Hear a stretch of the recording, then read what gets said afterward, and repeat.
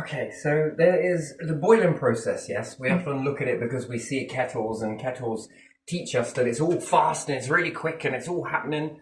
But the boiling process, which we should call it an evaporation process, is you don't need to boil large amounts of water to cause an evaporation process. That's just 101. Put water in a bottle and you can see it begin to sweat and condensate on the top. And then at night, this sort of drops down and runs back down.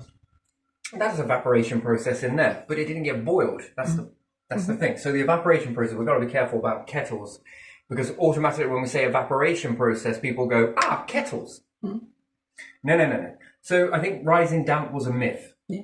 But shades of grey, it's the evaporation process that is the issue. And then it depends if there's cracks in foundation. This is going to generate moist air that will come in from the cracks and run up the wall. And if it is, it's going to be cooler area, so it's going to zap and then it's going to condensate. It's less likely to do so, sure, but that's just the way damp works. If it's going to find a way to vent out, that's what happens. And even when boiling water, I'm fascinated with the water boiling process, much more when I was a kid, but still, I like the fascinating process of it, that you can cage this stuff. And put lots of bottles and biomes and whatever else you want to call it, and burn it at this end. The water begins to, and as it begins to condense, evaporates, condense. And the colder these, if you're using glass, because you can then see the process, the colder that it is, the quicker it zaps. And the quicker it zaps, you keep going until you don't get any steam come out the end. Again, very risky because it does create a lot of pressure, and it's renowned for if you get it wrong. Anyway, never mind all of that.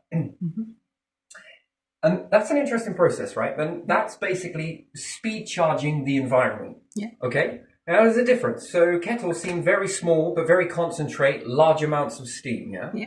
But the sun, the ocean, this is very widespread. And it's almost like the sun is in every part of the bloody sky that you're at, but you think that it looks from your perspective that it's over there. Until you start walking. And it seems, well, it's here as well. Okay, now it's here. No matter where you go, it's like clouds as well. The clouds that don't move very often, yes? They're moving very slow. You move, and it always seems to be moving away, or it's moving towards you. It's a bit like the rainbow process. It's all due to perspective. Your perspective from this makes it seem like the sun is over there, therefore it's hitting you. It's not. It's hitting a very wide area. In fact, it's almost covering the planet. And what is the planet? It's moist. What does moisture do when the sun hits and the heat rises? Well, it begins to sweat. This is a large amount of a sweating process. Did you know that there is also something else that I was fascinated with? No matter how shitty the water got, no matter how shitty I got that water, it always cleared out. And what's more, it left what I call pollution behind, which was an interesting process, which when you fast track this onto rivers and they reach the estuary and it goes across the ocean, this is going to create a skin across the ocean. It's going to churn up with waves and other things. But the sun is going to hit that. Any debris that you have washed into a river is going to evaporate very fast from the ocean, and it's supercharged. In fact, humans have done things, when you look at this type of global deficit, it looks like it's really bad, but also you got to look at fuck me, it's impressive. And it's also very detrimental. Yes, we all are knowing all of that sort of stuff. We're learning it bit by bit. But there's another process happening. If you had this in a spacecraft, this would be goldmine. Why? Because you're cleaning water incredibly quickly. And that's often than not, that's what we're doing. Although it's pollution, pollutants in the air and everything else like that. Yes. But I'm on about the debris in it. The microorganisms and everything else binds up in the water. And when it washes, yes, its molecular structure pulls things apart, pushes things together, blah, blah, blah, blah. We all understand that. But when it evaporates, it leaves all of this shit behind. And this shit that stays out in the ocean, wow, it's got to be carnage for the... So are we sure that it's all due to this as to why the coral reefs are being destroyed? Or is it because we've got a hell of a lot of rivers? And everything that gets put on the road area... Yeah. So usually what? Birds would shit in a forest somewhere. Yeah. And we don't think that this is a problem. No, bird shit is a problem. And you think, well, it seems like the most insignificant thing ever until it happens on a road. that then has a drain. And this drain, when it rains, it picks up all of the bird shit, all of the human chewing gum, spit, debris. Well, God, we drop a sausage on the floor. Whoops. If you're in a forest, it wouldn't matter so much. Why? Because there's matter. It'll fall through the soil, and it's a natural process. And then it takes time to reach the river. And it filters, basically traps it. And then this is removed from the water, and then flies can get it. And they can break it down. Microorganisms can get it. They can break it down on land. But when we start filling the landmass with concrete, you've just made a saucepan. Yeah. What's more, when it rains, I mean, this particular one is in Thetford, right? So I think the Mason Lodge is here. Yeah. In the mill, yes? Mm-hmm. Yeah. And you got all those windows here, yeah? And then there's that bridge that you can walk across, yes? Mm-hmm. And it leads off. Oh, and that wall here might need some attention done to it. It's cracking. In fact, that wall here, past the Mason Lodge, past that wall, and you go around and there's that garden. The wall on the opposite side, come out and have a look, because it's falling and it's going to fall into the water, and who knows what type of damage that is going to do. Because what will happen is when it falls, it will block the other bridge that's over here. Yeah. Yeah? Mm-hmm. And then you can then go this way, can't you? Yeah. And then there's that river that's here. Mm-hmm. So there's two rivers in that part in Thetford, yes? Yeah. And this way leads you on to Button Island. This bit here is where the ice cream stall is. Mm-hmm. This over here is a doctor's surgery. Yeah. Library is further up over here, this way. Mm-hmm. Yeah, there's a drain here. That is a very big issue because there's a lot of salt put in these areas. And that drain is a pipe that sticks out into the river. Yeah.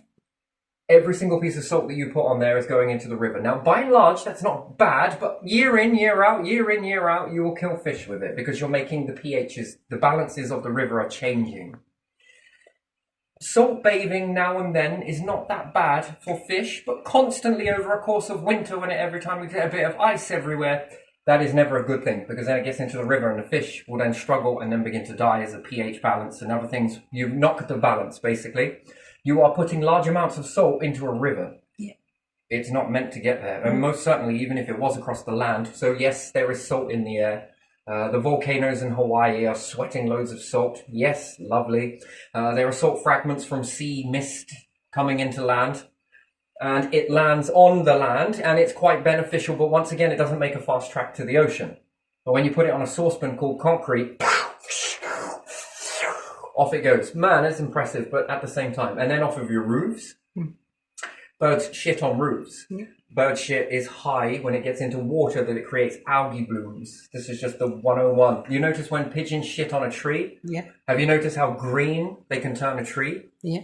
They can. One of the most greenest, and it's also very rich for fungus and everything else, which is not very good. So it creates algae blooms under the right conditions, and then the sun comes out, and it's no longer as wet as it was, and then the algae dies off the tree. Rivers, well, I think they're 24/7 wet, aren't they? And algae kind of loves this shit, and algae is not a great thing. These small things, yes, engineering and everything else is very beautiful and wonderful and all of that sort of thing, but we got to pay attention to the variables of what we're doing and what goes onto the road. You drop a sausage or something like that, or a hot dog, or a few onions get spilt, and then these disappear into the water. Yeah, it's a lot of rotting and decay. Yeah. This is energy you are adding into a river. But if it was falling on a forest somewhere, or perhaps on soil, so when we're walking through the cemetery here, yeah, the town council cemetery, I'd say, not the abbey, and you notice that the pigeons shit. I think they were shooting the pigeons at the cemetery because of the shitting everywhere. Whether that is something I agree on. I lost my dog. Have you seen my dog? Man, you ain't looking for no fucking dog, mate. You're shooting the fucking birds in the tree is what you're doing. Come on now. You're mistaking a few crows in the process. Very terrible. Didn't think firearms were allowed on the street, but hey ho, don't let me stop you, Guns are illegal in certain aspects then. Well, they mustn't be legal because you were making out that you lost a dog while the other person was sat in the car. People that lose dogs. You need a better excuse. And I think the better excuse you should be is something else. Just not looking for a dog while you're up at a tree and you can hear...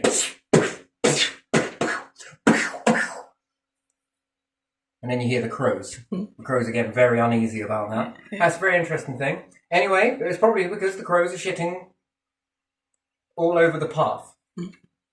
But they're also shitting all over the soil. Which one stands out more? Which one creates the soupy, swampy, dirty shit? The path, the pavement. Pavement, yeah. Why? Because it's got nowhere to go. But if it landed on the grass, that's interesting, which then would mean that you would have to cut the trees or don't build paths under trees. The pigeons will sit on the trees and can make use of the cemetery. Oh, look at all of this disgusting stuff on the path. Man, you are utilizing a cemetery. What do you think is going on underneath the ground? People are decaying. I'm not allowed to say that, probably, but it's true. It's what it is. Clean below ground? No, but above ground? Yes. Okay, that's fucking backward, man. We try and process the whole logic behind that. Anyway. If only you could make pigeons sit in a certain area, hey? And then they lay across the side, decomposing on top of the... I find that whole thing there very morbid. Like at the gates, they've got bones on the gates. Yeah. Do you not find that's a little bit fucking weird? Yeah, that is. I know it's a boneyard and everything, but... Not yet, but it will be. That's fucking weird, man. I find that very morbid, and then you've got rotting pigeons everywhere, because someone has shot them, because they're making shit, and it absolutely stinks of decay. Decomposition. Fucking stinks. Yeah. Because the pigeons are sat there. What a waste of life. Well, I suppose you're doing God's work, though, aren't you? And, yeah, that's fucking weird. It's very naughty, isn't it? Yeah, it is. Which, pigeons are very fascinating things if you, designate them to a certain area. I'm surprised you didn't roll up a little, God. As soon as these life forms are no longer utilised with flying pigeons and doing everything else, they're just shot. They become pains in the arses for everyone. Interesting. Do people really complain about bird shit? I don't know. They avoid it. They walk around it, don't they? Oh man, it's fucking very weird. But if you notice on the grass, it breaks down very quickly. Yeah. But on the pavement, it really doesn't. Which kind of makes me wonder that why you wouldn't just pressure wash the path. Yeah. Seems to be the easiest solution. But we'd have to do it every other day. You're fucking right. Gets you out of that town office though, doesn't it? Office workers. Yeah, you would do some work. Yeah, you'd probably be out cleaning the pavement rather than sort of doing that, bringing all sorts of unwanted attention to you. Anyway, I don't know that for sure, but there was someone there that was shooting. I know it was that white van. Remember how they looked. But they were looking up a tree for a dog. I mean, everything was so off about that situation. And me and Emil were walking by and it was like, excuse me. I noticed he got really nervous and he threw something. Straight away, I'm already like, oh, this is going to be interesting. I wonder what you're going to self-soothe with me right now. You see my dog? Well, wait, it was the dog. It wasn't my dog. The dog. A dog. Was anyone that's ever come up to me in a hesitation? They're usually more panicked. They're not that calm. This person was panicked, but in a different aspect of worried about losing something. It was more like it rang to me that they were worried about being caught. Yeah. I only assumed that they worked for the council because they only went to these areas to shoot it. So it was related to the graveyard. So if I backward that behaviour, that's what it was related on. Mm-hmm. Which was very backwards that they would then leave them on the top of the cemetery. You don't want to eat that? I heard it's good for brain function. I think you could do with some. I'm sorry, I just have a giggle with this shit. This is my dog. And then I sort of look in the passengers in the car, and I sort of like, yeah. I think it could be up a tree over there, mate. Oh, maybe it's over there. Yeah, it's flying in the pine over there, you know. Is that bullshit? Oh no, it's not. It's not like dead pigeons. No, it's perching somewhere else, the dog, you know. It got from one tree to another. Okay, now I'm worried about appearances and shit. That must be great. You go to a funeral and you're sort of all upset. Did you enjoy your funeral? I'm just looking back at some of the funerals that I've been to in my own family, so this is just where I'm looking at it. It was all right, but I couldn't mourn properly. Well, why not? There's too much bird shit everywhere. Really doesn't help the mourning process, you know? I mean, this is... Okay, fair enough. I just found that very bizarre. Fucking weird shit. Can't prove it, though. Or can I? Anyway, doesn't matter, neither here nor there, but still, that was fucking backward. Anyways, moving on. When birds shit on roads and everything else, and it all washes off and it goes into a drain, it gets into the river, it creates algae blooms. But if it was on soil, it wouldn't do so. Anyway, that's neither here nor there. That's a different scenario altogether. So this particular thing, and why am I talking about this? Well, I'll go on to another video for that, because I kind of got something a little bit. Anyway, never mind. This salt then gets into the river, and it doesn't do very good, especially as we follow where the salt came from in the first place. And then I was researching, and apparently they get it from the ground. Wow, fucking hell, man. You gotta get your money from somewhere. So just let me get this straight. We've got massive boulders that contain salt mines, where those salt mines, whether accidentally or on purpose, have been placed under the ground in order to lower the salt ratio of your oceans for a fucking good reason, or it was accidentally done on purpose, depending on which way you want to fall into it. If we want to go in the God phase, we can look at it that way. God came down, and while creating the earth, he was like, there's too much salt here. And this Goldilocks is not happy with this biome. Should we just move some of this? What are we going to stick it? I think crust it into rock somewhere and put it in the ground. We just bury it under there. Fuck me, there's a parallel God. What's that? The humans are going to also brush things under a carpet, but you're going to use nature as carpet. Yes, that's right. Don't question it. And get it in there. Yeah. And then someone's going to come along one day and be like, you know what we should do with this salt? What's that? Let's use it, piss it out, throw it on roads, and then pour it back into the ocean. I mean, I just wonder how long it takes for that to mix before it reaches the poles, which then starts a tipping point off where we start melting the ice even further. Because we're over-salting. And I'm sure that we're not the only ones that are doing it. Some people in some certain ocean levels are doing it too. And this is not a problem, don't get me wrong. Don't panic, companies, fucking hell. I'll do a deal with you. How about I trade something? I'll give you the solar chasers, the sun chasers, which there could be another experiment here, and you might want to just peer off the edge of this one a little bit. You know those sun chasers, where they take salt water and they go through a series, a bit like this one particular experiment that I did, and some of it actually shattered on me when I was... Anyway, it doesn't matter, fuck it up, that's funny stuff.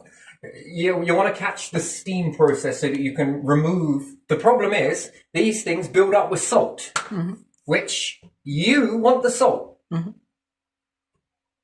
Hear me out for a second. Some other nations need the fresh water from this. Now, here's another thing. While you go and stick this into a salt mine somewhere, you don't need to dig for it. So it's going to save you a shit ton of money, but you have to evolve with it. Why? Because we're going to need to start moving some of that salt back out of the ocean to put it in there for safe keeps for later. Once you fill that back up, you're all good. And the rest of it, there's going to be loads of salt crystals. The thing is, we can get some electronic key bits in there, little robots to go off and chisel it off, because that's what's going to be left in this. There's going to be salt crystals begin to... You're going to have to clean it, but you've already got the process for doing this from the mines anyway, so... And most of it will be evaporated anyway, so... Neither here nor there. Then you utilize these things, but we get the fresh water. And we're going to purify it, and we could give this over to places like Africa, Kenya, and some other projects as well. Because they're going to want the water. And here's the thing.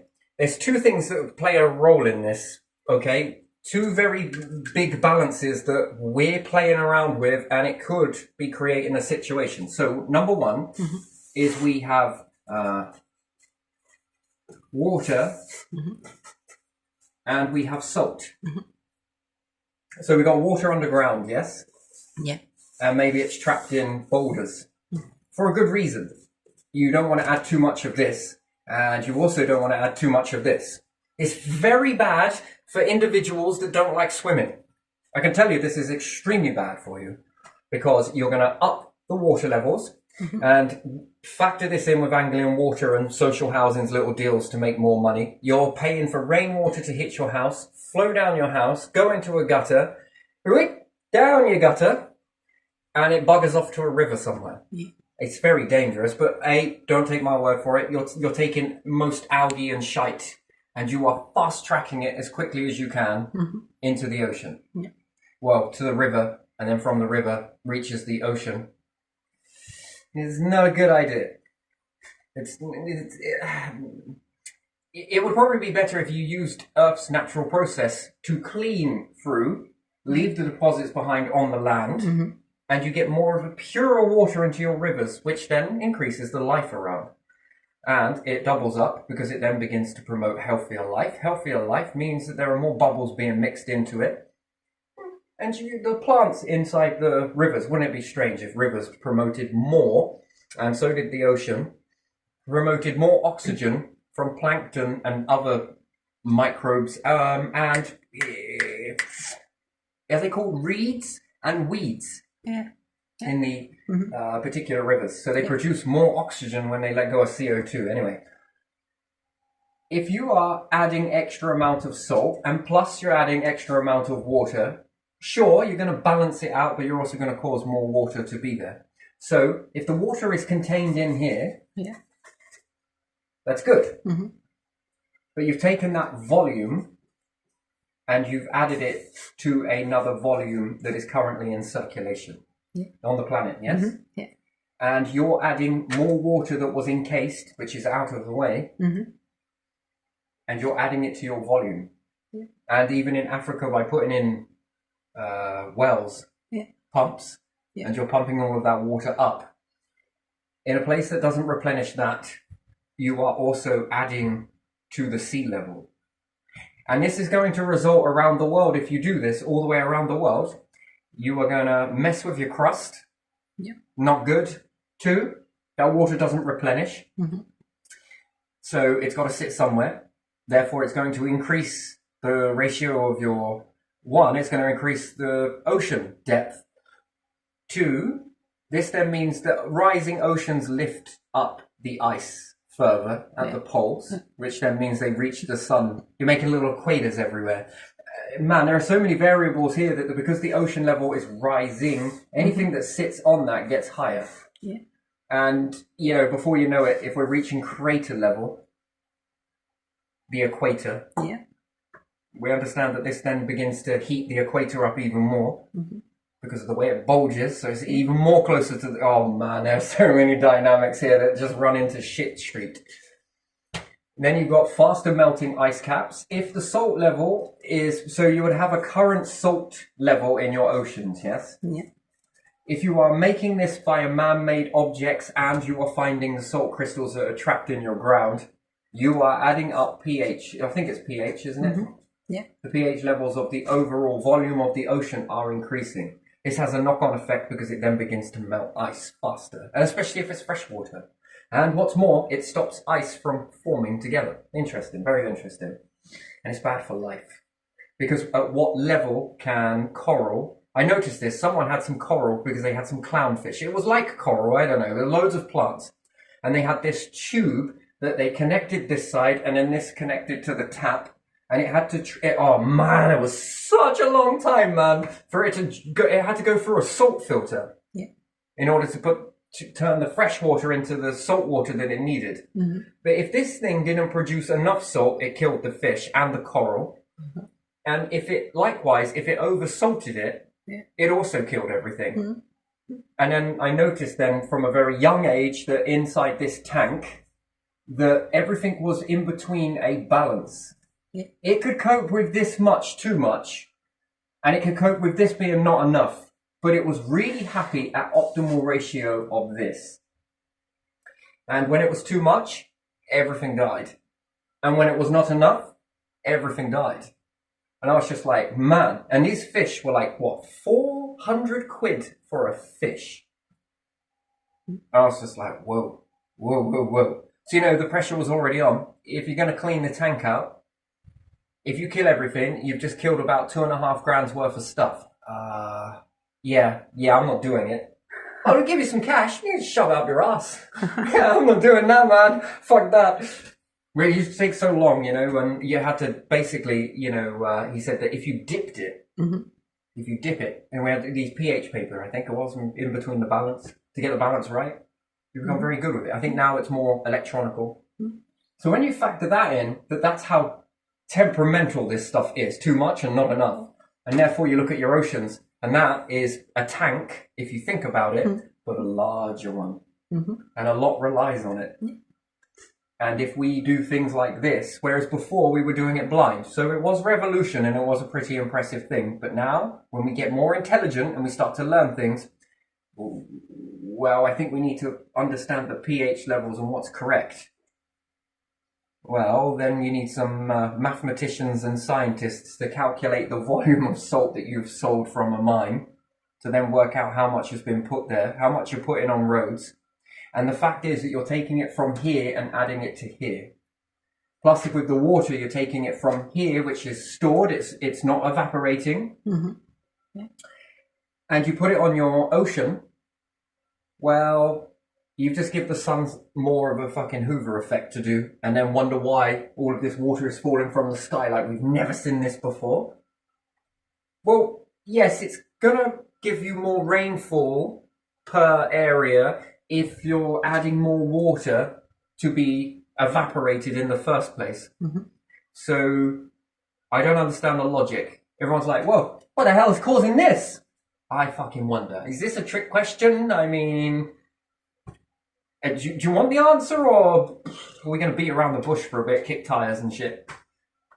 When you take more water, so it's another way to look at it. If we calculate how much water has been taken out, and they have put in debris, they put polluted water back in, don't they? Yeah, yeah. Which is very dangerous as well. That's a fucking interesting thing. But polluted water contains debris. Mm-hmm. And, you know, this you can only do one way. You can really do it the other way, but again, it's not really fair. So if I have a volume of water and I have half a cup, mm-hmm. and I begin to fill it up with other dirty nigglies and everything else, and I'm going to increase the water by about this much before we even start with pollution, I'm only going to be adding back this much water, mm-hmm. because the rest of it is going to be all sorts of particles and everything else, which make up mass. Yeah. Therefore, any mass that you put in, although it seems small, but over a larger area, this is not great. And how can we be sure that those haven't cracked open? Because they are under pressure. I can't remember what the name of it is called. Someone did say this not so long ago. That is under pressure. So much pressure inside here that when they drill into it, it can... So there's more water in there. It will come to me in a minute. It's not Tusk. No. It will come to me in a minute. It's got a very unique name, this. Oh, I can see it. I can hear it. I just cannot... Anyway, it doesn't matter. So in here is probably an awful lot of water, and I just wonder how much can you really pressurize back into that using the same process. So are you just filling it up to stop it from falling in with a little bit of pressure, or are you filling it back up with the same amount of pressure?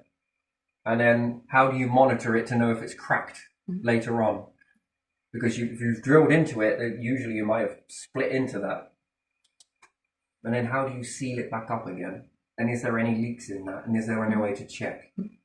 So there's more water in that small capsule than first appears to be, because it's under high pressure.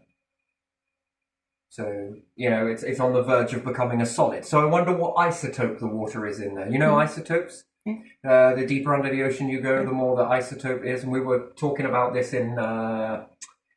let's go deeper than Mariana Trench, in some of those caverns that go off. It would probably be impossible for a submarine, if you could defy logic and all the depths. You might not be able to penetrate that layer because it's so thick. It changes into a different isotope. Therefore, that means that there's so much water there that you could understand that the whole volume of the ocean is this, and this area is this, but it's got 4 lots of this compact into that little area. So if you were to knock off the first area, it would open out again. You'd be like, hang on a minute, and then you scoop that out, and then it does it again, and you're like, this is like, wait, you didn't calculate this much water in here. If you were just measuring it with a tape measure and everything else. But yeah, it's compressed so much in there. So you can understand you can put gas, and gas keep going with a gas until it becomes a liquid. You've added more in. Same thing with these, but they're under much more pressure. Another way to look at this is if you were to bring water back from Europa and started adding it in, you're creating more of. And the salt is an interesting one. Where are we putting this salt? Follow the money, follow the logic, let's follow the salt. Why do you want to do that? Because if we follow the salt, we can find out how much extra salt we have added.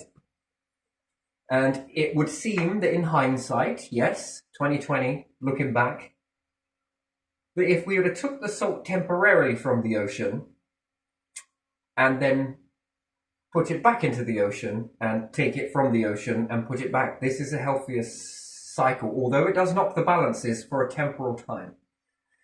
So I think we can flux with that. It's still not great, but it would be great, even better still, that if you could take this much salt from here, so let's just say we take 10% salt, at the same time as taking the salt, it defeats the object, doesn't it? You would be adding in 10% of salt.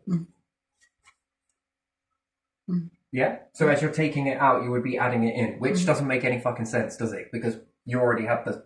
So you only have to ever do this process once, and then it's a case of collecting at the same time as adding, which is bizarre. But again, this will need to go and be refined, won't it? And extracted. So if you take salt from any desert area and you start removing the salt from there, all of those salt crystals, what you are doing is essentially the ocean has never, in these deserts, there's no water. Well, there is condensation and morning dew and stuff like that. Yes. That's how cactuses drink, I believe, a few times a day. Sunrise, sunset. I think they're on the cusp. Interesting. But if you take the salt from these areas and then start putting that in the ocean, well, how logical is it going to be that there's going to be rain there? Not at all, yes? So that salt is temporarily suspended. It's suspended animation, the salt is. It's not just life forms, it's also the salt. And you start putting this in there, you are adding volume that wasn't in the ocean before. So you've just changed the ingredients that go into the ocean, and the outcome will change the life. So the life forms might not be able to cope with it. If you've got extremophiles in there, they probably will, and then they become your new life. But they're going to take time to evolve and adapt to that. Most of the others will probably fall off and find it very hard to adjust from that. The only time that they'll ever come back in a situation type will be if... So we understand that stars, planets, when they pop their core out, they're temporarily suspended. They all want to be stars. All the planets want to be stars. Mars, you would see as a dead star. It's not suspended. It's actually, technically, it is suspended because the metals are on the surface and some in the core, maybe not all, until it gets hit by a meteorite. And it gets very hot enough to cause it to get extremely hot. But then iron catastrophe, I call it the metal catastrophe. All of the heavy metals then sick as this and then begin to generate a magnetic field. And it could potentially then be able to capture more objects as it goes by. Yes? Yeah. So then it can grow and probably get to the size of Jupiter. And if Jupiter's magnetic field gets any bigger, man, that gets a pick of a lot. And we could say that it's the mass that's attracting the meteorites, but I also think it's magnetism as well. I think it's mass and magnetism that bring in this. And the atmosphere also, oh, I can reach this. I can burn this up. I can chew it a bit at a time. Don't want to get too fat. Give me indigestion. Did you bring some Rennie with you? So it will take a bit at a time, or it will take a direct hit. I would be more inclined as a planet logic to make it smaller, smaller, smaller until it's the right size and then pull the fucking thing in at the last minute.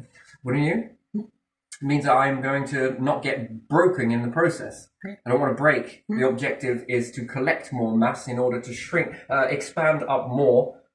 And I don't want to shrink.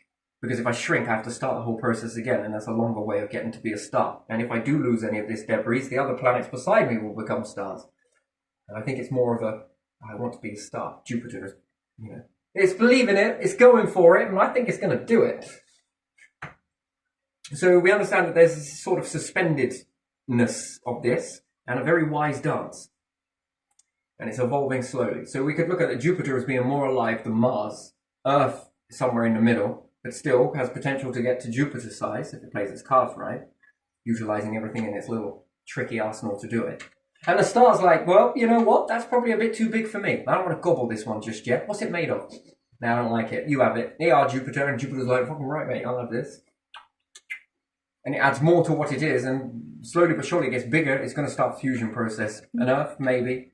Mars will wait now because something broke it, probably taking on a too big a meteorite, or the moon was buckled. And this caused a massive instability and then ended its... So it has to wait. It's a sitting duck. So if something big enough does come and hit it at the right ratio, it can't do anything about it because the magnetism is not quite there. It is in the certain area. There is a higher level. So I think meteorites would be more likely to strike this area. Yeah. So it's still trying to pull things in, but that's a numbers game.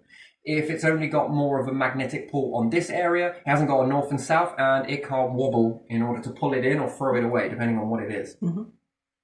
So I think in the future, if humanity makes it, we'll see a colossal object hit into Mars. And it will be such an education for everyone to see that. And by then the technology will be good to be able to peer through it better than radar, maybe, and be able to see the core and what's going on, to be able to see that metal catastrophe happen. People call it the iron catastrophe, but I think there's more metals than just iron in that particular format. And be able to see that, and it will kickstart again. Maybe it'll be a planet, depending on how big it is. Let's hope it doesn't get blown to bits, because that's another variable. Life is the same. Life is exactly the same. So, yes, things go extinct. That's very true. Doesn't mean that it's over. It means now that they're waiting for the same big impact. Something colossal to come and knock out all the life forms at once. And then all of these things get to go together again, and it will begin to build again. So yes, whereas extinction does look like everything is lost, it's technically not. It's really not. It's just a few are lost and a few are evolving with what they can do with. It won't be anything terribly impressive. But a bigger event happens, and then all of these blocks come together, because it's by design. It's by the pattern. Everything follows this same pattern. So whether it's star formation, whether it's planets that want to go on to being stars, it's the same careful dance. Although it seems dead, Mars, to the untrained eye, if anything hits that, it can reignite it. If the sun explodes at the right ratio and some of the particles go into objects go into Mars, well, it can begin to gobble up. And it could start a fusion process, but I think Jupiter's well on the winning of that. It's more likely that if the star goes, the objects will hit into the closer objects, the closer planets, and it will knock these into Jupiter. And Jupiter will more than happily take the Earth. It will take any of it. And some of it will go into Jupiter and go on to making the star. That's probably the end for life in that situation. But depending on how it breaks apart, and any of the moons that are orbiting then become slightly bigger still, and you can see how planet formation goes on, and also this life, if it splits. So it's a really good indication that when things get hit, you can tell by the pattern in the universe that when things get hit, they get blasted apart, and they go in multiple directions.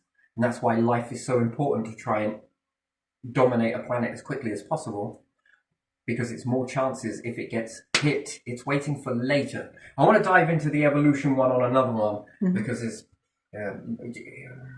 there's a few pots cooking, and they're just not quite. Tastes good, but just not quite there yet. And there's a little bit more ingredients for chef's kiss, but you're not right now. So yeah, all of these life forms all sort of take this, and you can only evolve certain amount how it's predicted your process. So yes, you will evolve in space. It's probably already done the planning for that. That's well in the way for all life forms. So those adaptations will happen. But anything out of this ratio here, it can only go to a certain part here, and it can only go to a certain part here, but it relies on an optimal operating. And in the result that it all breaks apart, it comes together again. So it dominates over the planet. It will dominate as many things as it possibly can. Now, I dare say that there must be a few seeds laying around our solar system. Just our solar system. Some of the other planets and moons will have building blocks, at least potential for life, because it seeds in such an expansive way. It's a beautiful thing.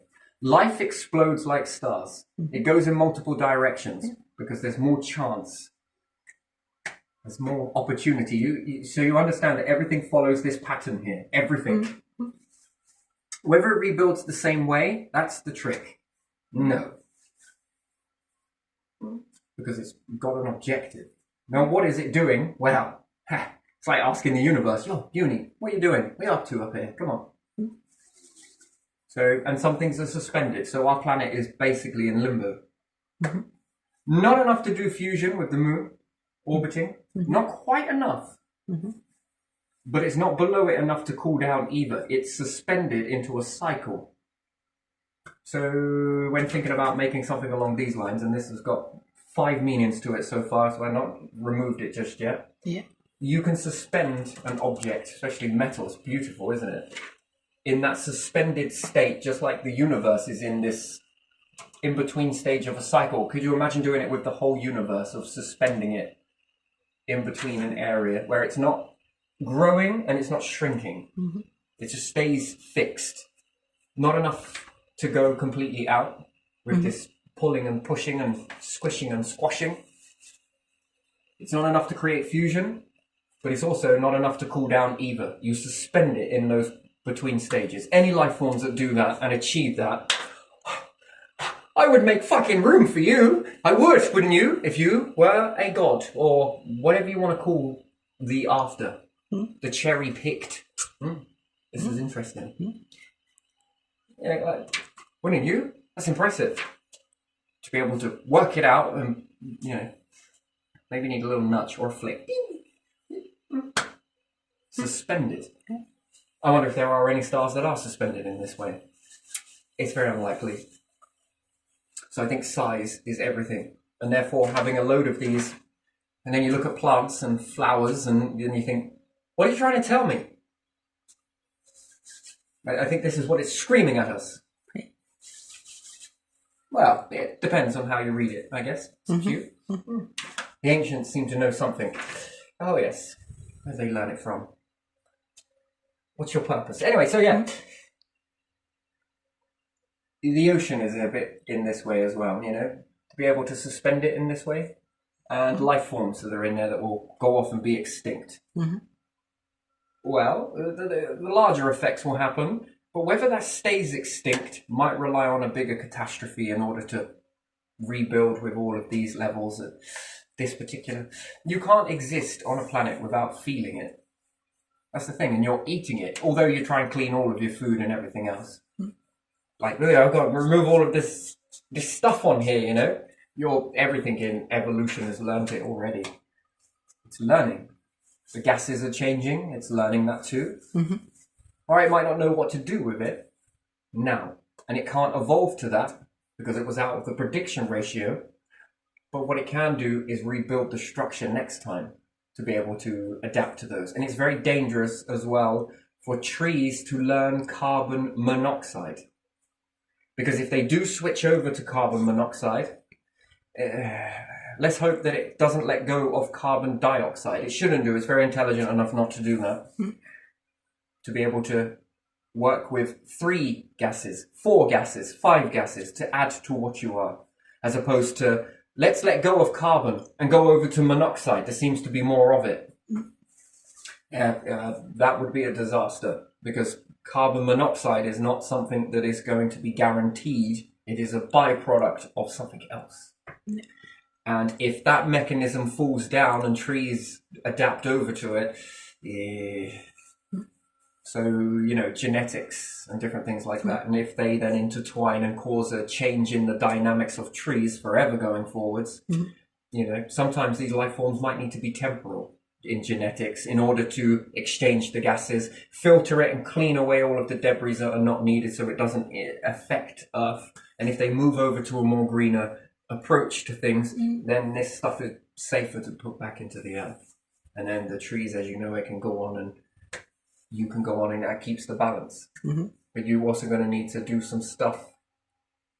But you don't ever want it to take over. Because if these trees that you genetically modify then end up becoming dominant, but also knock out the trees that you've got now, you're fucked. That's the only way I can really say it. That's it. That will be over for the life forms here, especially. Life is not over completely. It will wait for some big impact and the times will come right again. It's a numbers game, but it's also having multiple eggs in a lot of baskets eventually. And then if multiple planets get hit with these little seeds on it, sure, some more dominate the area than others. Some, you know, And again, what it's learnt here versus what it's learnt there, the evolution part of it, comes together. That makes a super life form. Life gets more intelligent the older the universe becomes. So when we start to move towards the end of summer, the abundance of it, the likeliness of it finding places or merging with something that was already on something, and then they read one another, and then they begin to create. Oh, it's interesting, isn't it? You find this fascinating. It never truly ends. It's ancient. Never really truly. You'd find some of this stuff as you go along. Come on, if you found life forms on another planet somewhere, would you put it in a time capsule? Indestructible time capsule. And in fact, it would come into your onion shell, wouldn't you? If I was ET, this is what I would I'd have all of my life forms doing. Yeah. Well, that's if, and that's if it was an I versus we. Who knows? Maybe it's we. Who knows? Whatever it would be. This would be an idea I would say to any life forms. Hey, do you think we should collect this shit? What for? Well, we know we've made this indestructible, right? If we bring all of this in, we could let it out early next time. That would be interesting. What makes you say that? I think God's telling me to do it. Oh, I feel it too. You do? We were on the same page here. Come on. We should. You make a time capsule. Then how ancient is life? Now, second cycle, third cycle, fourth cycle, fifth cycle. The universe itself would be like, you know what? I think we're going to keep these around. Okay, yeah, go on then. Finally! Fucking finally. You see, that life is a funny thing, isn't it? Would you want some in the biome? Yes. Would you like to put some in the biome from other biomes? Yes. Well, we will do this for you. Yes, cool, because you've done such a good job. We got you here as well. Don't worry, we made you once, we'll make you again.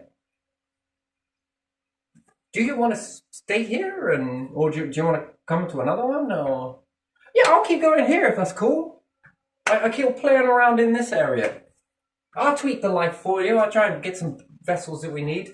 Good orb intelligence. All right, on you go. Brilliant. That's a guarantee then, isn't it? That you'll always be collected even if it does go all fuck up.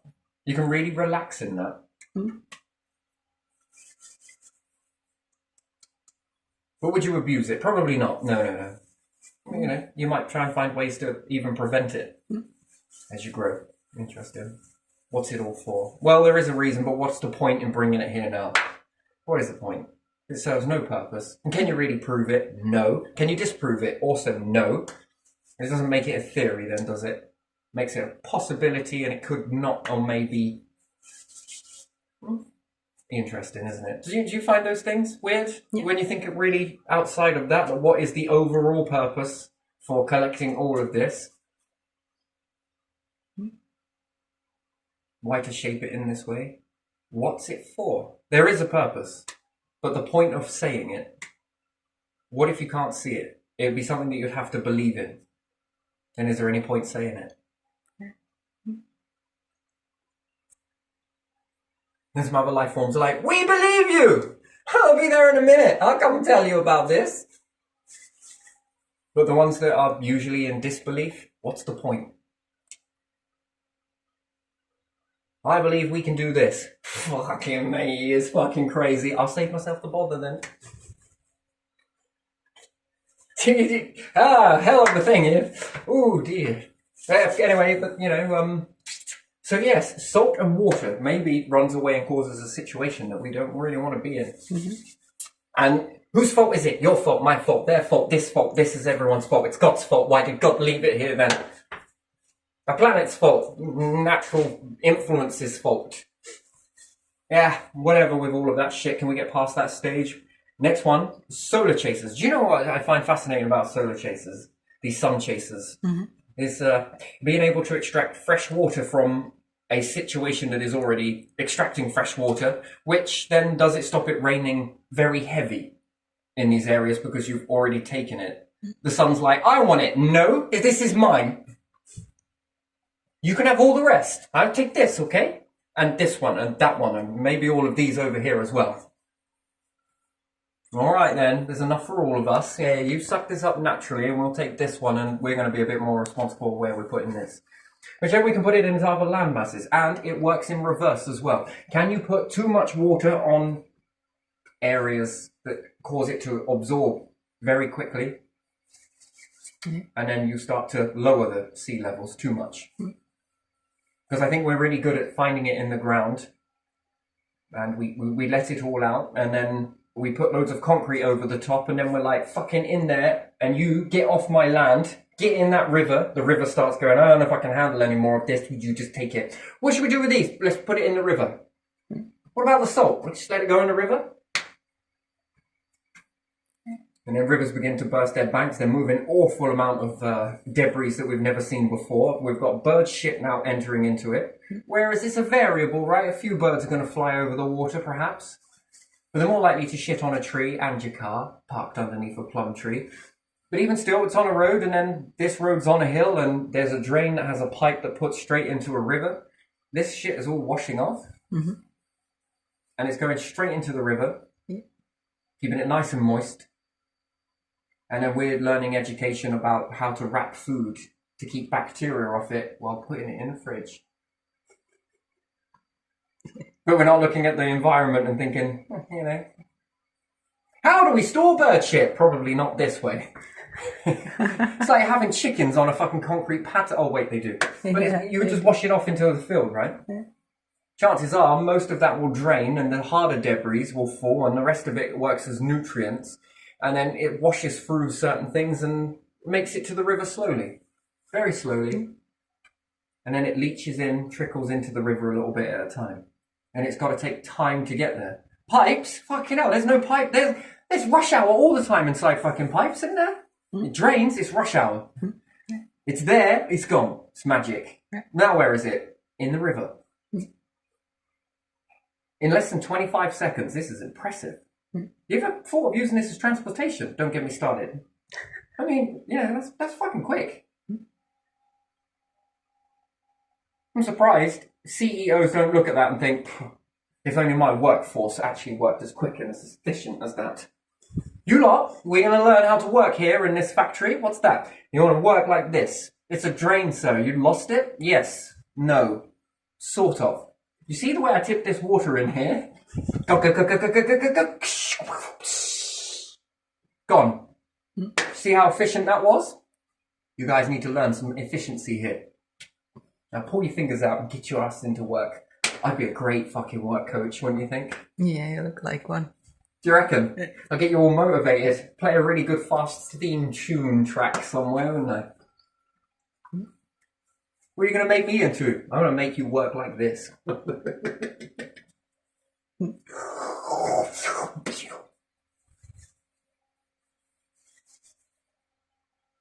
You gotta have patience. Water has none.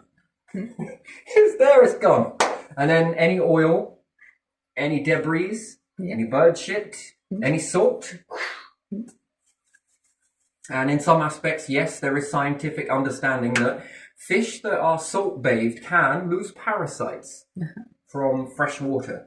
But again, I don't know. You know, I've tried some of this sort of salt dipping freshwater fish to get rid of certain ailments. It doesn't always work. Some of the treatments that you can put in there just doesn't always work. So, interesting. And bread, and grain, and God knows what else, and the bins that are leaking, and bits of dog shit, dog piss. It's all heading there. Alcohol. Look. You might as well give that river a fucking E number. By the time we're finished, the amount of chemicals that are in it. E411, what's that? Oil. E4178, what's that? Artificial salt. E1167, what's that? Human piss. E1140, what's that? Dog shit.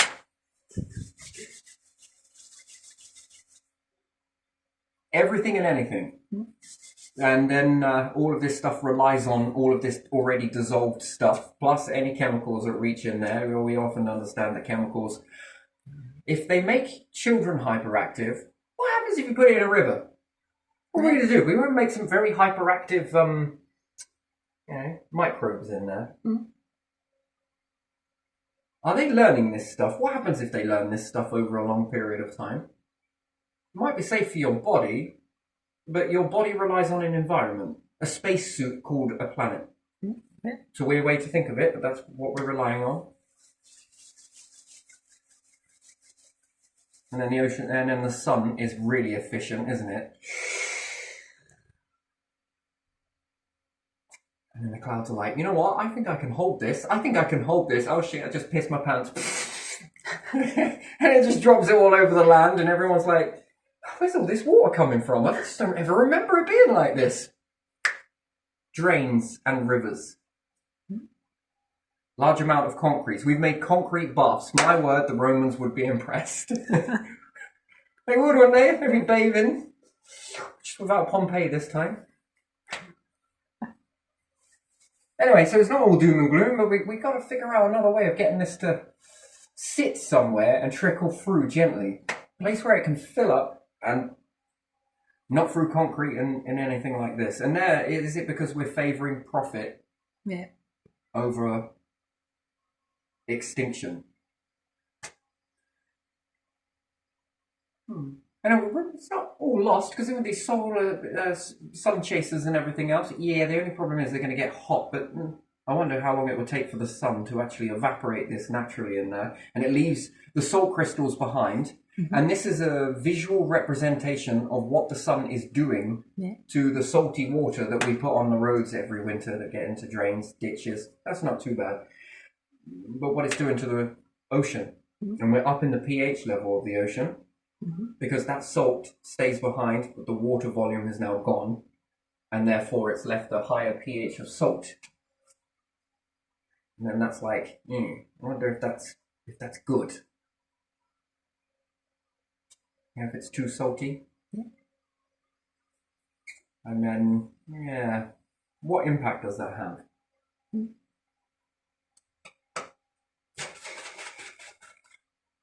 So in building this, you then leave the crystals behind, and then they're like, okay, if we take this out, oh, look at these changes, something has changed. Plus you've got the water storage. If it's going into certain parts of the land, we don't want to overdo it by putting too much there, but we also don't want to be pulling it out of the ground and adding more water to an already water world. Because I mean, that kind of... What are we trying to make? We're trying to turn the Earth into Europa. Just wetter and not frozen, but a wetter Europa.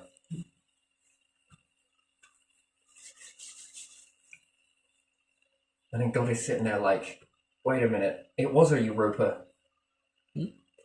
Yeah. 7 fucking days it took. No? Yes, could be. Maybe it's not. Maybe it's up to you. Believe what you want. But... And then factor this in with oil and everything else. So yeah, maybe something needs to go over these in order to purify the water. We could use Anglian water, because don't they purify all of our water for us? Do they really? Well, they could just use all of that stuff that's already made with Anglian water and go and stick it at the end of all of these drains and process the water and make it river right. You know, you can put all of that heavy iron into it that you do, don't you? And all of those other weird and wonderful chemicals that you do before pumping it through everyone's tap water. And you can pump that into the river, and we should be able to tell by the life around it whether that is successful or not. Because it should remove all of this and the salt and everything else, and I'm surprised you wouldn't actually send that back to the taps. You know, take some of the shitty wastewater. What are we going to do with all the wastewater? It's all dirty, it's all full of shit. What are we going to do with it? What are we going to do? Should we just put it in the ocean? What about the rivers? People swim in it. Rather than all of this, you know what? We actually add loads of iron to it. The iron collects all of these particles, drops it down. So why don't you do that with the wastewater then?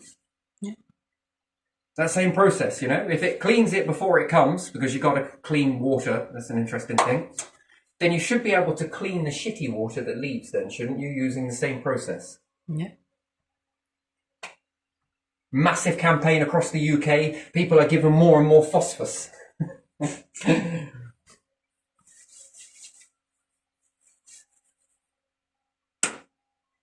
Because that's another thing then, isn't it? If we put it into the ocean and the ocean evaporates the water from that. Yeah. That's why I say it's a fucking really finite fucking system, that, isn't it? Yeah. Power of the sun, yeah? Mm. But it leaves all of the debris behind. Yeah, it does. That means more ingredients going into that soup called life. Got a few predators in there, have you? What are we feeding? That energy has not stopped. It's now feeding something is going to make that into a food source. Or it's going to over pollute. Yeah. So that's a fucking weird process, isn't it? Do you think so? Yeah, it is.